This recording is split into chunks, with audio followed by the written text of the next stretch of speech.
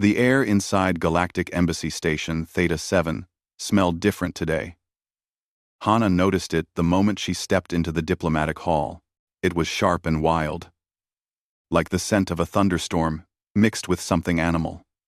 She had smelled worse during her years working with Earth's dangerous wildlife. This was just another day at work. Around her, the other species were nervous. The insect-like Thrin clicked their mandibles rapidly, a sign of extreme stress. The bird species administrators fluttered their feathers and kept their distance from the center of the room. Even the usually calm, reptilian diplomats had positioned themselves near the exits. Everyone knew what was coming. The Raviks were arriving for their first official diplomatic meeting. Hana stood alone in the greeting area, her hands relaxed at her sides. She wore simple diplomatic clothing with no armor or protective gear. The council had recommended full environmental suits for this meeting. She had politely declined. Behind her, Minho waited near the wall. He was human security, but he looked more curious than worried. That was the thing about humans. They did not scare easily. The doors opened with a heavy sound. Silence fell across the hall like a blanket. Then he entered. Ambassador Velthar was massive, easily 8 feet tall. His body was covered in dark obsidian scales that caught the light. He moved like a cat, smooth and controlled. His face was angular and sharp, with golden eyes that seemed to see everything. His claws clicked against the metal floor with each step. Those claws were the reason everyone else was terrified. Ravik's claws contained a paralytic venom that could drop most species in seconds. Velthar stopped 10 feet from Hana. His tail swished behind him slowly. He was studying her the way a wolf studies unfamiliar territory. Hana met his gaze steadily and bowed slightly, the neutral greeting the council had taught her. "Ambassador Velthar," she said. Her voice was calm and clear. "Welcome to Theta 7. I am Hana, your assigned liaison. We are honored by your presence." Velthar tilted his head. His translator device activated with a soft hum. "You stand alone," he said. His voice was deep and rumbling. "The others hide behind barriers and distance. Why do you not fear?" Hana smiled. "I have worked with wolves, bears, and great cats on Earth. I have been bitten, clawed, and thrown around more times than I can count. Respect is better than fear, Ambassador. Fear makes you stupid." Something that might have been amusement flickered in Velthar's eyes. He made a gesture with his hand, and another figure entered the room. This one was smaller, maybe 4 feet tall. It was a young Ravix, its scales still holding a slight shine that marked it as juvenile. The cub looked around with wide eyes, taking in all the strange creatures and smells. "This is Kira, my offspring," Velthar said. "In Ravix culture, bringing one's child to a first meeting shows trust. We bring what we value most." Hana's expression softened. "That is a beautiful tradition." "Hello, Kira," the young Ravix chirped, a sound that was surprisingly high-pitched. It approached Hana with the unsteady confidence of all young predators. Behind her, Hana heard the Thrin mediator clicking in alarm. She heard Minho shift slightly, ready to move if needed. She remained still, letting Kira approach at its own pace. Kira came close and sniffed at her. The cub's nostrils flared as it took in her scent. Then, with the sudden unpredictability of youth, Kira lunged forward. Its small claws extended and raked across Hana's cheek. The attack was not vicious, just poorly controlled enthusiasm. Blood welled up from 3 parallel scratches across her face. The room erupted in chaos. The Thrin mediator scrambled backward. Several diplomats rushed for the exits. Minho started forward but stopped when Hana raised one hand. Velthar stood frozen, his body tense and his eyes locked on Hana. This was the moment everything could fall apart. By Ravik's law, an attack on a diplomat was a serious insult. By council law, This incident could end all negotiations. Hana did something no one expected. She laughed. It was a genuine, warm laugh. She reached up and wiped the blood from her face with the back of her hand, looking at it with casual interest. Then she looked directly at Velthar and grinned. "Your sire tries harder," she said. The translator took a moment to process her words. When it did, Velthar's entire body went still. It was the stillness of a predator trying to understand something completely outside its experience. Around the room, the other species were equally shocked, but for different reasons. They could not believe she was still standing there, bleeding and smiling. Kira looked confused. The cub made a questioning sound and looked up at its father. Velthar did not move. His golden eyes were fixed on Hana with an intensity that would have made most creatures flee. Hana crouched down to Kira's level. The movement was slow and deliberate. She was putting herself at eye level with the cub, making herself smaller and less threatening. "You are young and excited," she said gently, "but you need to learn control. Those claws can hurt people. Let me show you something." She held out her hand, palm up. Kira sniffed at it cautiously. Hana did not pull away when the cub's hot breath touched her skin. "Gentle," she said. "Touch, gentle." She guided Kira's paw to her hand, showing the cub how to make contact without extending claws. It was the same technique she had used with wolf pups back on Earth. Kira seemed fascinated. The cub tried again, this time keeping its claws retracted. When it succeeded, Hana smiled. "Good. Very good. You are learning." Velthar finally moved. He stepped forward, until he was standing right over them. Hana looked up at him, still calm. The ambassador's expression was difficult to read, but his voice held something new when he spoke. "You bleed from my offspring's claws, and you teach him control," Velthar said slowly. "You compare my strike to his, as if we had sparred. You are either very brave or very foolish." Hana stood up, still maintaining eye contact. "Neither. I am practical. Kira is a child. Children make mistakes. Getting angry about it accomplishes nothing. Teaching him accomplishes everything." She gestured to her face where the blood was already starting to clot. "This will heal. What Kira learns today will last his whole life." Velthar was silent for a long moment. Then he made a sound that the translator struggled with before finally rendering as laughter. It was a harsh, barking sound, but it was definitely amusement. "The council told me humans were weak prey species," Velthar said.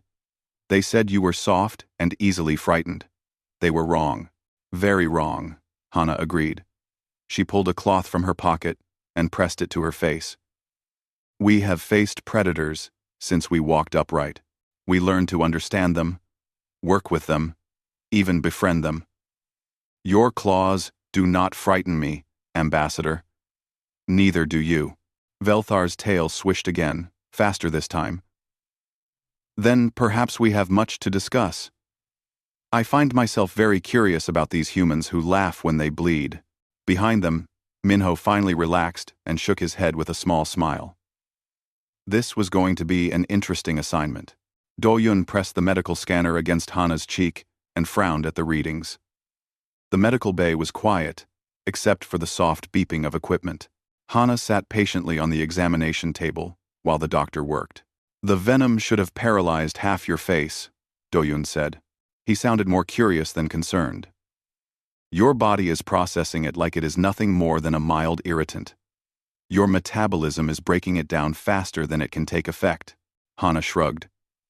"Humans have dealt with venom for thousands of years. Snakes, spiders, scorpions. We built up resistance. Maybe that helps. Maybe." Doyun applied a healing gel to the scratches. "Or maybe you are just stubborn. These will scar, you know." "Good. Scars tell stories." Hana touched the bandage gently. "This one will tell the story of the day humans and Ravik stopped being strangers." Outside the medical bay, the station was in an uproar.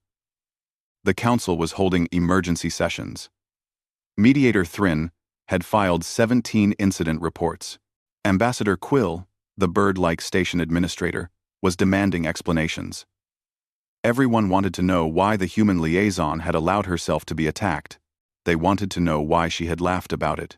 Only Velthar seemed unconcerned. He had requested continued meetings with Hana. Specifically, he wanted her to work with Kira on what she had called proper behavior training. The council did not know what to do with this request. No one had ever offered to train a Ravix before.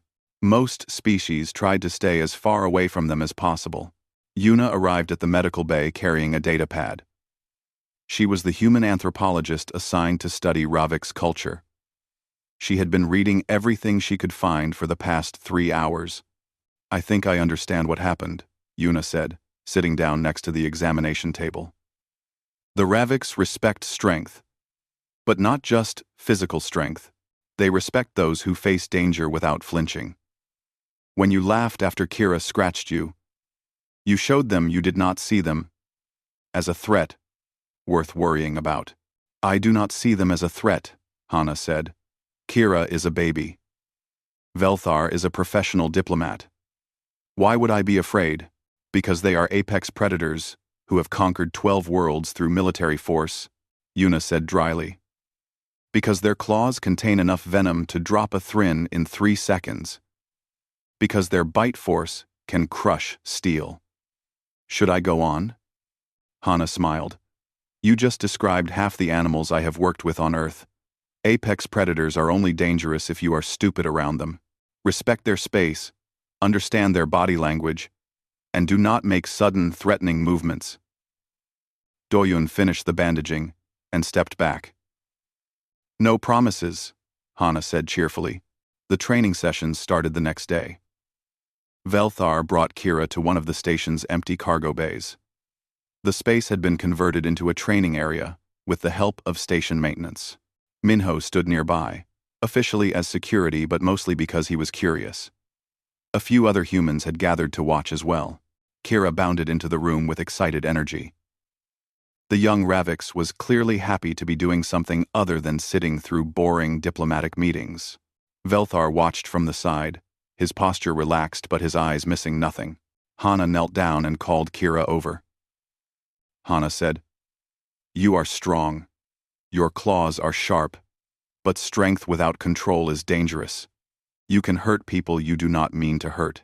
She produced a thick padded sleeve, the kind used for training attack dogs on Earth. She slipped it over her arm. "This is for practice. When I say gentle, you touch with claws in. When I say defend, you can use claws out. Understand?" Kira tilted its head, processing the instructions. Then, it chirped in acknowledgement. Hana held out her padded arm. "Gentle." Kira reached out and touched the padding softly, claws retracted. Hana smiled. "Good. Very good." She pulled a piece of dried meat from her pocket and gave it to Kira. The cub grabbed it eagerly and made a happy sound. They practiced for 30 minutes. Touch gentle, get a reward. Touch too hard, no reward. It was simple operant conditioning, the same method used to train every intelligent predator on Earth. Kira learned quickly. By the end of the session, the cub was reliably controlling its claw extension. Velthar approached as the session ended. "Your methods are strange," he said. "Ravix young learn through discipline and combat. You teach through rewards and patience. Different species, different methods," Hana said. The cub was making a rumbling sound that might have been purring. "But the goal is the same. We want them to grow up, knowing their own strength and how to use it wisely. You speak of my offspring as if you have raised such creatures before. I have. Not Ravix, obviously. But wolves, bears, large cats. I grew up in Earth's northern territories. We had a wildlife rehabilitation center. I learned young that predators are not monsters. They are just animals trying to survive. Like us." Velthar sat down, a movement that would have terrified most species. He was close enough now that Hana could see the individual scales on his hide, could smell the wild scent of him. Hana settled into a comfortable position. Minho and the other humans gathered closer. This was going to be a good story. Wolves are pack hunters. They are loyal, intelligent, and very social. I raised 3 wolf dogs from cubs. They thought I was their pack mother. When they were full grown, they weighed 90 kilograms each and could run down a deer. But they would lie with me in the snow and let me check their teeth like puppies. They did not attack you? Velthar seemed genuinely confused. Why would they? I was family. I fed them, played with them, taught them. Loyalty is not just a Ravix trait, Ambassador. It is a predator trait. Pack animals understand hierarchy and bonds. Velthar looked at his offspring, who was now playing with a ball one of the humans had rolled over.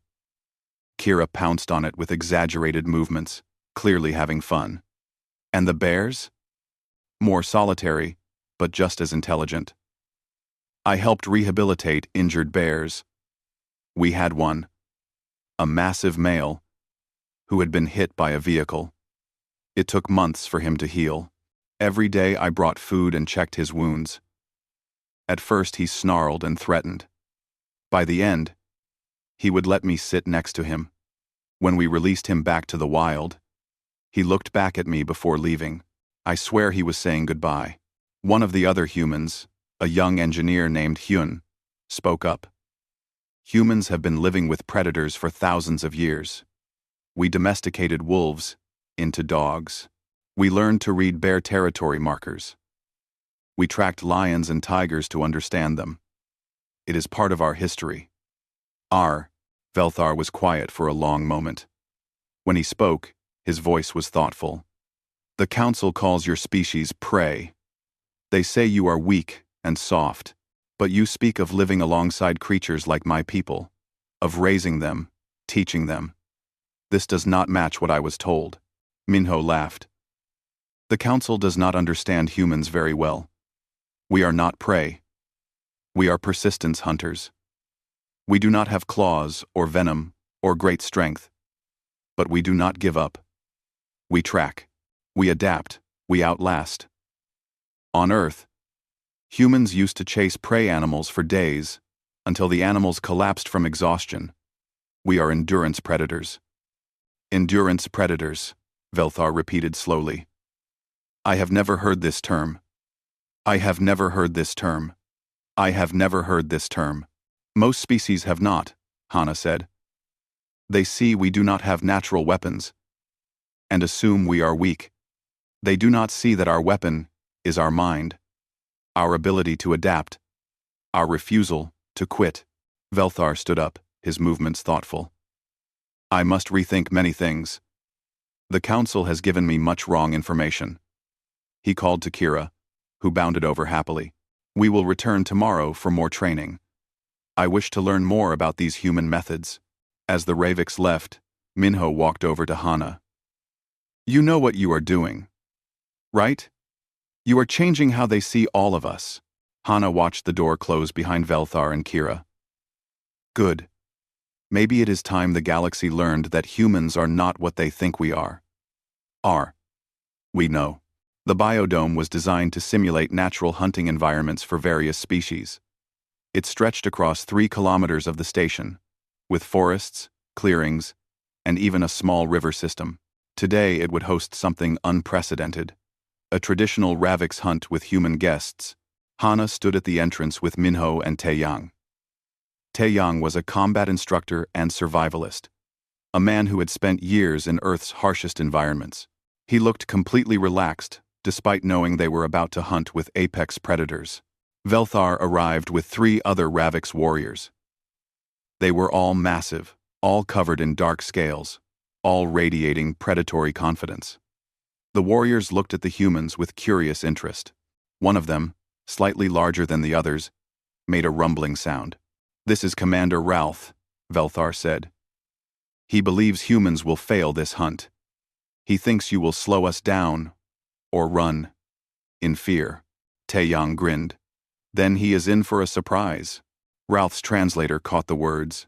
The Ravix commander showed his teeth in what might have been a smile or a threat. We hunt the Grey Runners. They are fast and clever. Your small bodies will not keep pace. Wanna bet on that? Minho said casually. The hunt began at dawn. The gray runners were deer-like creatures, but larger and more aggressive than earth deer. They could reach speeds of 70 kilometers per hour and had sharp horns for defense. The Ravik's hunting method was direct.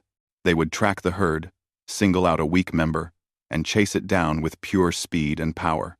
For the first hour, the humans watched and learned. The Raviks moved through the forest like shadows, their bodies perfectly adapted for this. They could smell the prey from hundreds of meters away. Their claws gave them perfect traction on any surface.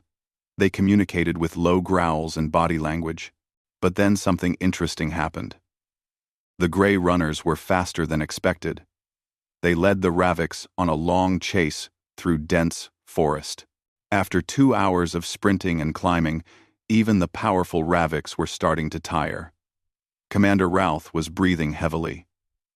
The other warriors had slowed their pace. The humans, meanwhile, were still moving at a steady jog. They had not tried to match the Ravik's sprint speed. Instead, they had maintained a consistent pace, following the trail markers and keeping the prey in sight without exhausting themselves. Taeyang stopped and examined the ground. He pointed to tracks and broken vegetation. They are circling back to water, he said. Animals always return to water when exhausted. There is a stream 300 meters that direction. We should get there first and wait. Velthar, who was monitoring all hunting party members, heard this through his communicator. Explain your reasoning. End quote. Persistence hunting, Hana said.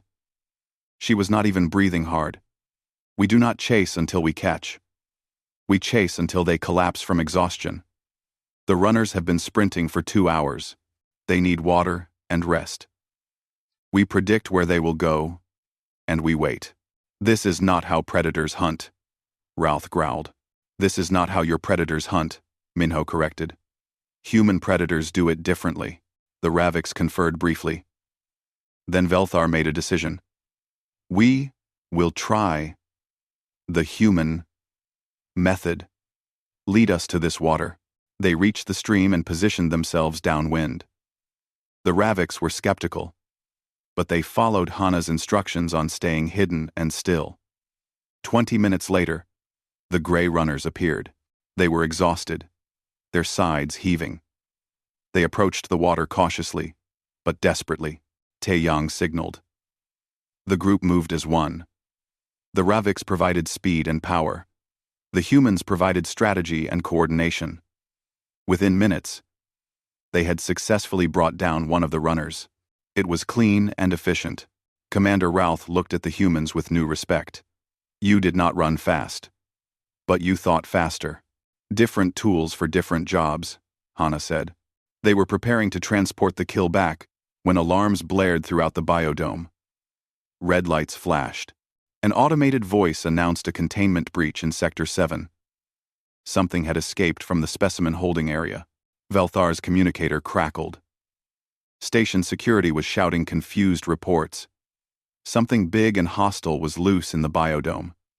Something that had already injured 3 security officers. We need to evacuate, Routh said immediately.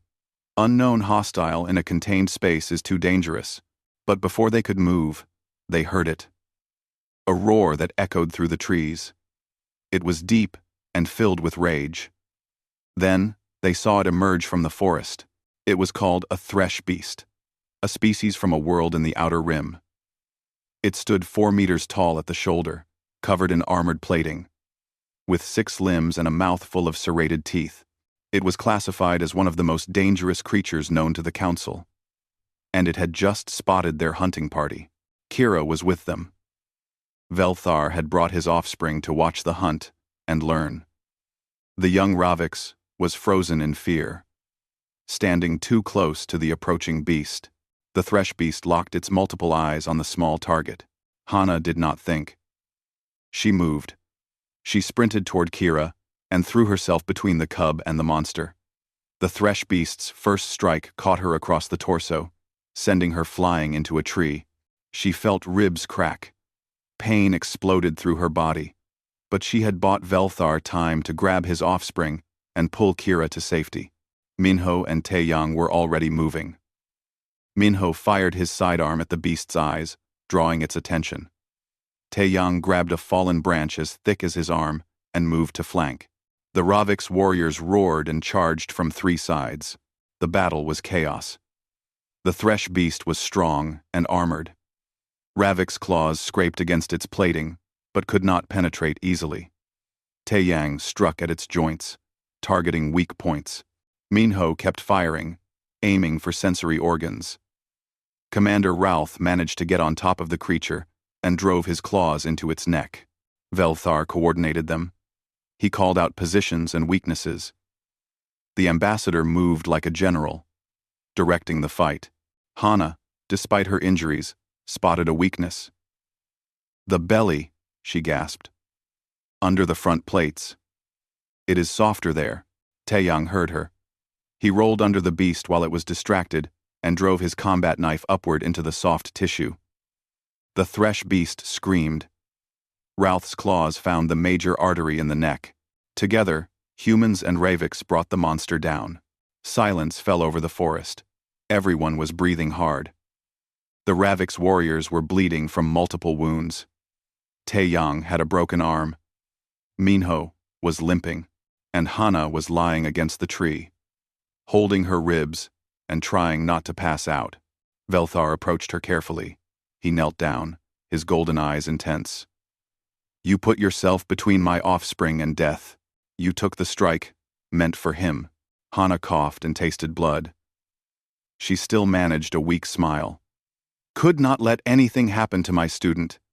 He is just learning proper claw control. You are badly injured. Still not as bad as Grizzly season back home." Her voice was getting weaker. "Those bears do not pull their punches." Medical teams were racing toward them. Velthar carefully lifted Hana, cradling her with surprising gentleness for such a large creature. He said quietly, "In Ravix culture, this creates a blood debt. You are now kin. Family." Kira pressed against Hana's side, making distressed sounds. The cub gently touched the scratches on Hana's face, the ones Kira had made days ago. They were nearly healed now. A Ravix gesture that Yuna would later identify as profound respect. "We are pack now," Hana whispered before the pain medication from the medics took effect. "Pack protects pack." Velthar looked at his warriors. At Minho and Taeyang, who were being treated by medics, but refusing to leave until they knew Hana was stable. At his own offspring, who was mourning the injury of someone who had become important in such a short time. "Pack protects pack," Velthar repeated.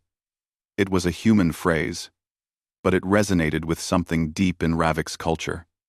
Something they had forgotten in their centuries of isolated dominance. Commander Ralph approached, bleeding but standing tall. "The humans fought beside us. They bled for us. They protected our young." He looked at Velthar. "These are not prey creatures, Ambassador. These are warriors who choose when to fight." As they carried Hana to the medical transport, the other Ravix warriors followed. In their culture, when someone saved one of their own, that person became sacred, protected, valued above territory or conquest. The hunt had ended differently than anyone expected, but it had taught everyone something important. Predators could work together, and humans, those strange endurance hunters from Earth, were far more dangerous and far more loyal than the galaxy had ever imagined. Hana woke up in the medical bay 3 days after the incident. Her ribs were wrapped in regenerative bandages. Her whole body ached. But she was alive and healing faster than the doctors had predicted. Doyun said it was typical human stubbornness. She called it refusing to let a giant monster ruin her week. Yuna was sitting beside the bed when Hana opened her eyes. The anthropologist looked tired and worried. "You have been unconscious for 70 hours, Yuna said.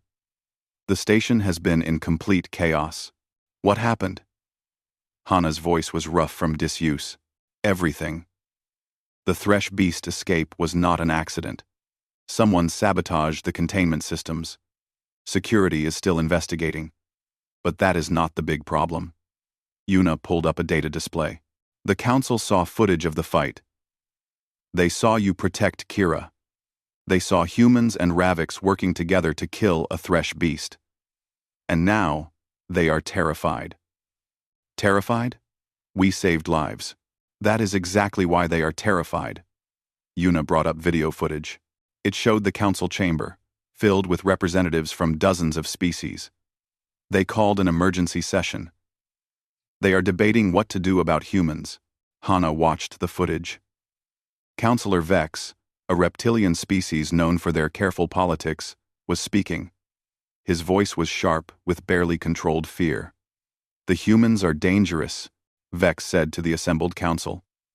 We brought them into the galactic community, believing they were a peaceful prey species. We were wrong. They bond with apex predators. They show no fear response to creatures that paralyze us with terror. They throw themselves at Thresh beasts without hesitation. And now the Ravix consider them kin. Other counselors murmured agreement. The Thrin mediator was clicking anxiously. Even the usually neutral bird species looked concerned. A mammalian counselor stood up. The human fought to save a Ravix child. Should we punish protective instincts? We should recognize a threat when we see one, Vex responded. Humans are not what they appeared to be. They are predators who pretended to be prey. They have deceived us. Yuna paused the footage. It gets worse. Vex is proposing restrictions on human expansion, limits on where your ships can go, requirements for supervision during diplomatic contacts. Essentially, they want to treat Earth like a potential threat. Arminder. Hana tried to sit up and immediately regretted it. Pain shot through her ribs. We did not deceive anyone. We have been honest about what we are. Have you? Yuna's question was gentle but pointed. Hana. Most species saw us and assumed we were weak because we do not have claws or armor or venom. We did not correct them because it seemed unnecessary. But now they see a human laughing at Ravix claws, hunting alongside them, fighting Thresh beasts. They feel lied to. Before Hana could respond, the medical bay doors opened. Captain Nari entered, the commander of the human diplomatic vessel, Teguk. She was a veteran officer, with decades of experience. She looked at Hana with a mixture of concern and frustration. You are awake. Good. We have a council hearing in 2 hours and you need to be there. Nari sat down heavily. The council wants to question you directly about human capabilities and intentions. I was protecting a child, Hana said. What is there to question? 1. They want to know if that protective instinct extends to violence. If humans are a threat to galactic peace. If we have been hiding our true nature. Nari rubbed her temples. Vex has been collecting data, videos of human soldiers in training, records of human history, our wars and conflicts. He is building a case that humans are a warrior species, pretending to be peaceful. We are not pretending, Hana said firmly. We are capable of violence, yes, but we choose peace when we can. That is not deception. That is civilization. Try explaining that to species who have never met a predator that could choose restraint, Nari said. Most predator species, the Council knows, are like the Ravix used to be. Conquerors. Dominators. They cannot imagine a predator that cooperates. Yuna's communicator chimed. She read the message, and her eyes widened. Velthar has requested to address the Council. He is speaking right now. They pulled up the live feed. The council chamber appeared on the screen. Velthar stood in the center, massive and imposing. Behind him, visible through a holographic link, was an even larger Ravix. This one was ancient, covered in scars that spoke of countless battles. Her scales were dark as midnight, and her eyes held the weight of centuries. That is Matriarch Shalvara, Yuna whispered. She leads the entire Ravix hierarchy. No one has seen her in person for decades. Velthar's voice filled the chamber. Honored Council, I come before you to speak truth. Counselor Vex interrupted. With respect, Ambassador, you have been with humans for less than 2 weeks. What could you possibly have learned that we do not know? Velthar's tail lashed once, an expression of irritation. I have learned that humans are not prey pretending to be predators. They are sophisticated persistence predators who have learned cooperation as a survival tool. He gestured, and a holographic display appeared. It showed data on human evolution, hunting patterns, social structures. Humans evolved on a world filled with larger, stronger predators. They survived not through strength or speed but through endurance and intelligence. They learned to outlast their prey, to track for days until their target collapsed from exhaustion.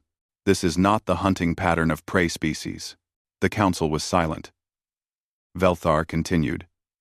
But more importantly, humans learned to work together, to form packs larger than family groups, to cooperate with other species, even other predators. On Earth, humans domesticated wolves. They turned apex predators into companions. This is not deception. This is an evolutionary strategy the galaxy has never seen before. Commander Ralph appeared in the hologram beside Velthar. The Ravix warrior looked directly at the council. I fought beside humans against a thresh beast. I saw their courage, their strategy, their willingness to die protecting our young. These are not the actions of deceptive prey. These are the actions of honorable warriors who value life over glory. Matriarch Shalvara spoke for the first time. Her voice was like ancient stones grinding together. The council fears what it does not understand. You see predators and assume conquest. You see cooperation and assume deception. But the humans have shown us something the Ravix forgot long ago. Strength does not require domination. Power does not require isolation. Counselor Vex stood up again. With respect, Matriarch, the Ravix have been conquerors for centuries. Why should we believe you are changing now? Because we are not changing, Shalvara said. We are remembering. Before the Ravix became conquerors, we were pack hunters. We worked together. We protected our own. We became strong through cooperation, not isolation. Then, we grew arrogant. We believed strength meant standing alone. We were wrong. The humans remind us of what we once were, what we could be again. Velthar looked directly at the council. I propose a formal alliance between the Ravix and humanity. Not a treaty of convenience, but a true partnership between predator species who choose cooperation over conquest. The council chamber erupted in noise. Species were shouting, arguing, expressing fear and confusion. Vex was demanding a vote to reject the proposal. Other counselors were calling for more time to study the implications. In the medical bay, Hana watched with wide eyes. Nari looked stunned. Yuna was taking notes frantically. This is unprecedented, the anthropologist said. The Ravix have never allied with anyone. They conquer or they ignore. There is no middle ground. Captain Nari's communicator chimed. She read the message and looked at Hana. Matriarch Shalvara wants to meet you. In person. On the Ravix homeworld. Me? Why? Because you saved Velthar's offspring. Because you changed how the Ravix see humanity. Because apparently, you have become the most important diplomat in human history without even trying. Nari stood up. The council hearing is postponed. We have 3 days to prepare for the most important meeting in human-Ravix relations, and you need to heal fast because you are the center of it all. Hana looked down at her bandaged ribs. At the healing scratches on her face from Kira's first enthusiastic greeting. She thought about how a simple training session had turned into a galactic political crisis. I just wanted to teach a kid how to control his claws, she said quietly. Yuna smiled. You did. And you accidentally changed the balance of power in the galaxy. Not bad for a week's work. On the screen, Matriarch Shalvara was still speaking. The humans will visit our homeworld. We will show them who the Raviks truly are. And we will show the Council that predators can choose something better than endless conquest. This is not a threat. This is an invitation to evolve. The feed ended. Hana leaned back against the medical bed, exhausted but unable to rest. In 3 days, she would stand before the most powerful predator matriarch in the known galaxy, and somehow she had to prove that humans and Raviks could build something better together. No pressure at all. The Raviks' homeworld was called Krathar. It was a world of deep forests, towering mountains, and vast hunting grounds. The human delegation arrived in a small diplomatic shuttle. Hana stood at the viewport, watching the planet grow larger. Her ribs still ached, but the regenerative medicine had worked wonders. She could move without pain, even if Doyun had ordered her to avoid any strenuous activity. Beside her stood Captain Nari, Yuna, Minho, Taeyang, and Doyun. They were the human delegation, 6 people to represent their entire species before the most powerful predator civilization in the galaxy. The weight of it was almost crushing. No species has been invited to Krathar in 200 years, Yuna said quietly. She was reading from her datapad, absorbing every piece of information about Ravik's culture. The last visitors were a species called the Vrin. They tried to establish a military base. The Raviks destroyed their entire fleet and never spoke to them again. Encouraging story, Minho said dryly. He was checking his sidearm, even though they had been told weapons would not be needed. Old habits from security work died hard. Taeyang was the calmest of all of them. The survivalist was looking at the planet with interest. It looks like northern Canada. I think I will like it here. The shuttle landed on a platform carved from stone. As the doors opened, heat and humidity rushed in. The air smelled of growing things and distant rain, and underneath it all, that wild scent that marked Ravik's territory. Velthar was waiting for them. Beside him stood Commander Ralph and a dozen other Ravik's warriors. All of them were massive and armed, but their body language was relaxed. This was not a threat display. This was an honor guard. Welcome to Krathar, Velthar said. You are the first humans to walk on our ancestral ground. The matriarch waits at the proving grounds. They traveled by ground vehicle through forests that made Earth's redwoods look small. The trees stretched hundreds of meters into the sky. Ravik's architecture blended seamlessly with the landscape. Buildings were carved from living stone and grown from engineered wood. It was beautiful and wild, and completely unlike anything the humans had seen. Kira appeared from the vehicle ahead and bounded over to Hana. The young Raviks had grown noticeably in the past week. Its scales were darker, and its movements more controlled. Kira chirped happily and pressed against Hana's side, careful to keep claws retracted. Someone has been practicing, Hana said, scratching behind Kira's ear ridges. The cub made that rumbling purr sound. Every day, Velthar said. There was something like pride in his voice. Kira uses your training methods with other young, teaching them control. It has become popular among the juveniles. Yuna looked fascinated. Cultural exchange happening at the youth level. That is significant. They reached the proving grounds as the sun was setting. It was an ancient place, carved from red stone by wind and time. In the center stood a platform, worn smooth by countless Ravik's feet over thousands of years, and on that platform waited matriarch Shalvara. She was enormous, easily twice the size of Velthar. Her scales were black as midnight and covered in scars that told stories of a long, violent life. Her eyes were the gold of ancient coins, and they saw everything. When she looked at the human delegation, Hana felt the weight of that gaze. This was a being who had lived centuries, who had commanded armies and shaped civilizations. The humans approached the platform. Hana led them, with Captain Nari at her side. They had agreed that Hana would be primary speaker. She had the relationship with Velthar and Kira. She was the one who had changed Ravik's perspectives. Shalvara did not speak immediately. She studied each human carefully. Her gaze lingered on Hana, specifically on the fading scars on her face. Finally, the matriarch spoke.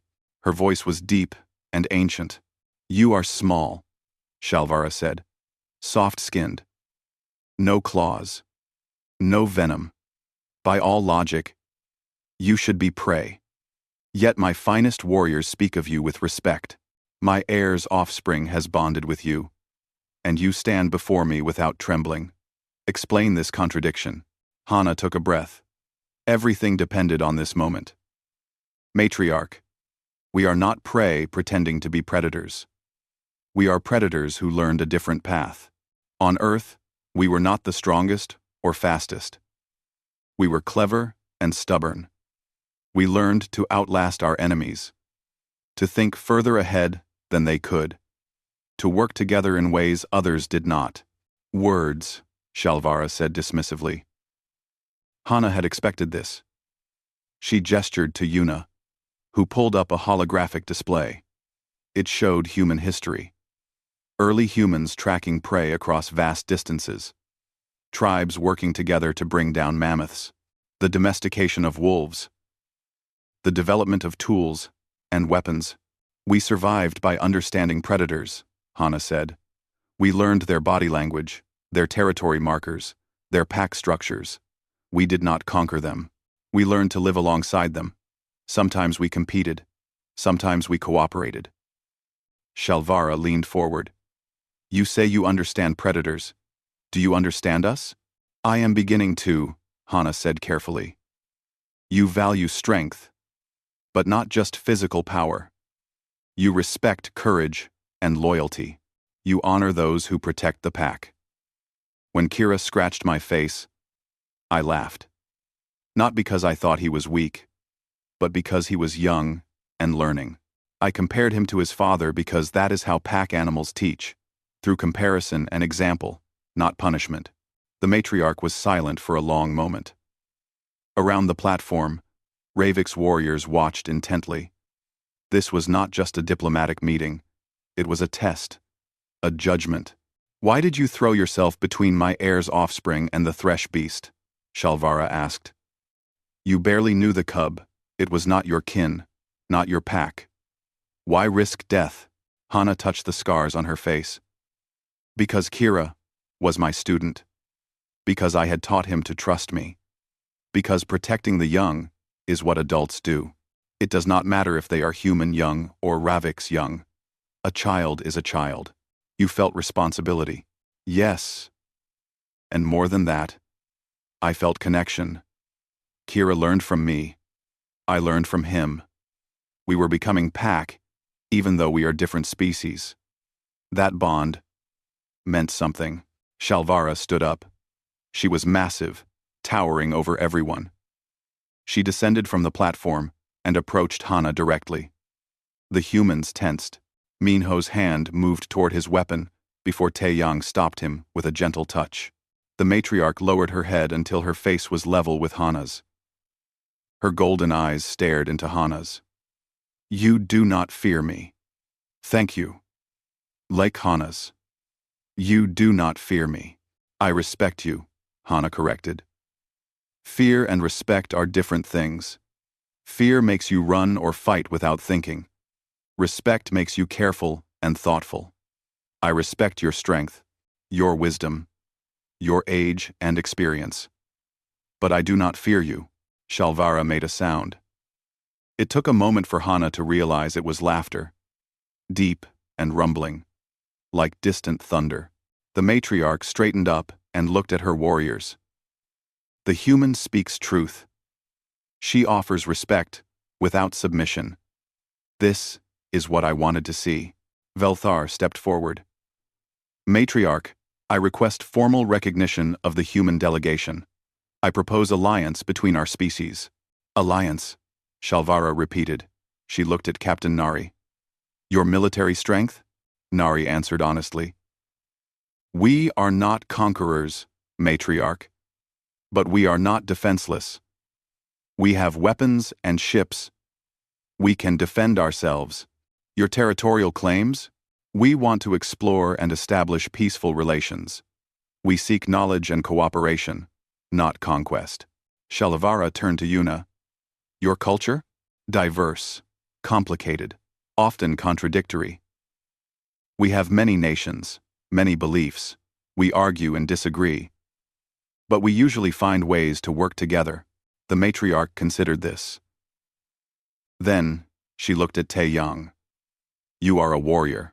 It was not a question. Taeyang nodded. I am. I have fought in wars. I have killed enemies. But I prefer teaching others to survive without fighting. A warrior who prefers peace. Interesting. Finally, Shalvara looked at Doyun. You heal others. I do. It is my purpose. To reduce suffering and preserve life. Shalvara walked in a slow circle around the humans. She was thinking deeply, processing everything she had seen and heard. When she returned to her position, she made a gesture. Ravik's warriors from all around the proving ground stepped forward. There were hundreds of them, all armed, all watching. The Raviks were once like you, Shalvara said. We were pack hunters. We cooperated and protected each other. Then we grew strong. We conquered other species. We believed that dominance was the only path. For centuries, we stood alone at the top of the hierarchy. And we were miserable. Fast. Rive.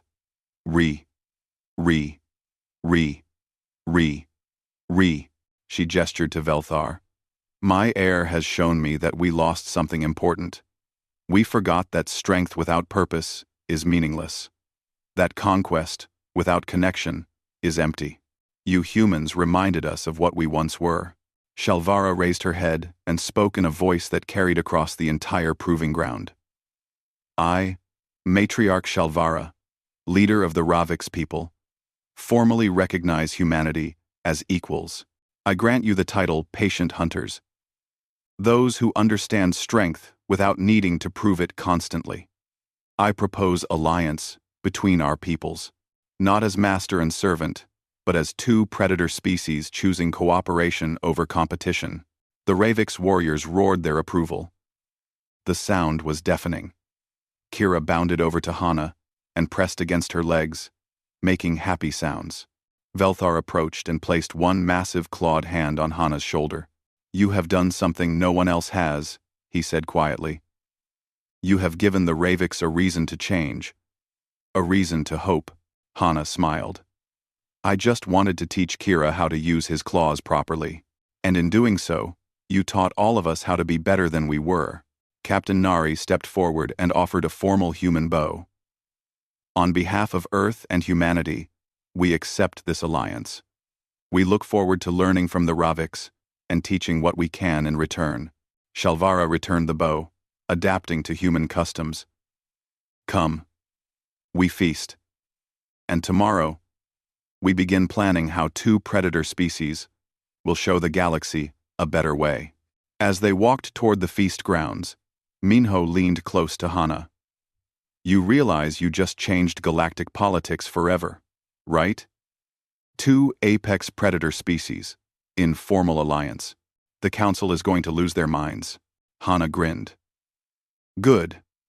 Maybe they will learn that predators can be partners instead of threats. Yuna was already taking notes, documenting everything. Taeyang was discussing hunting techniques with Commander Rolth. Doyun was examining a Ravik's warrior's old injury and discussing medical treatment. The humans and Raviks were already finding common ground. Kira walked beside Hana, sometimes running ahead to play with other young Raviks, then returning to her side. The cub had grown and learned so much. As they reached the feast grounds, Kira gently touched the scars on Hana's face one more time. The same scars he had made during their first meeting. You are good student, Hana said softly. Your control is excellent now. Kira chirped and rubbed his head against her hand. Velthar watched this interaction and felt something he had not felt in decades. Hope. His people had been isolated for so long, trapped in patterns of dominance and control. The humans had shown them another way. The feast lasted well into the night. Stories were shared. Laughter echoed across the ancient stones. Humans and Ravix discovered they had more in common than anyone expected. Both were predators. Both valued loyalty and courage. Both protected their young and honored their elders. The differences were there, but they were smaller than the similarities. As the moons rose over Krathar, Hana stood at the edge of the feast grounds, looking up at the unfamiliar stars. Shalvara approached silently, moving with the stealth all Ravix possessed. "You are thinking," the matriarch observed. "I am thinking about how strange life is," Hana said. "A week ago, I met a Ravix cub who scratched my face. Today, I stand on your homeworld as an honored guest. Life changes quickly, only when we are brave enough to allow change." Shalvara looked at the gathered humans and Ravix. "My people needed this. We had become stagnant, frozen in old patterns. You broke those patterns. I just wanted to help a child learn control, and you did. But you also showed us that control and strength can coexist with gentleness and cooperation. This is the lesson the galaxy needs." Hana touched her scars again. They would fade with time, but she would always have marks, reminders of the day everything changed. "Kira's father tries harder," she said with a smile. "But I am still standing." Shalvara laughed that deep rumbling laugh. "Yes, you are still standing. And now, so are we. Together." In the distance, Kira was playing with other young Ravix, showing them the control techniques Hana had taught. Human voices mixed with Ravix growls and rumbles. Two predator species, learning to share the same space. Learning to build something better than conquest. The galaxy would learn to adjust. The Council would eventually understand. And if they did not, well, two allied predator species could teach them. Not through force, but through example, through patience, through the kind of strength that did not need to prove itself constantly. Hana looked at the scars on her hand from a dozen other animals over the years. Each one told a story of understanding, of connection, of learning to see the world through another creature's eyes. The Ravix scars would join them. Reminders that sometimes the strongest bonds are forged in moments of vulnerability and trust. "Come," Shalvara said. "The feast continues. And tomorrow, we plan the future." Hana followed the ancient matriarch back to the celebration. Behind her, the stars shone down on a changed galaxy. A galaxy where two predator species had chosen partnership over isolation. Where understanding had defeated fear. Where a simple lesson in claw control had sparked a revolution in thinking. And it had all started because a young Ravix cub had scratched a human's face, and she had simply laughed and said his father tried harder. Sometimes, the smallest moments create the biggest changes. Sometimes courage looks like laughter instead of fear. And sometimes, the most dangerous predators are the ones who choose not to be dangerous at all. The future was uncertain, but for the first time in centuries, both humans and Ravix were looking forward to it together.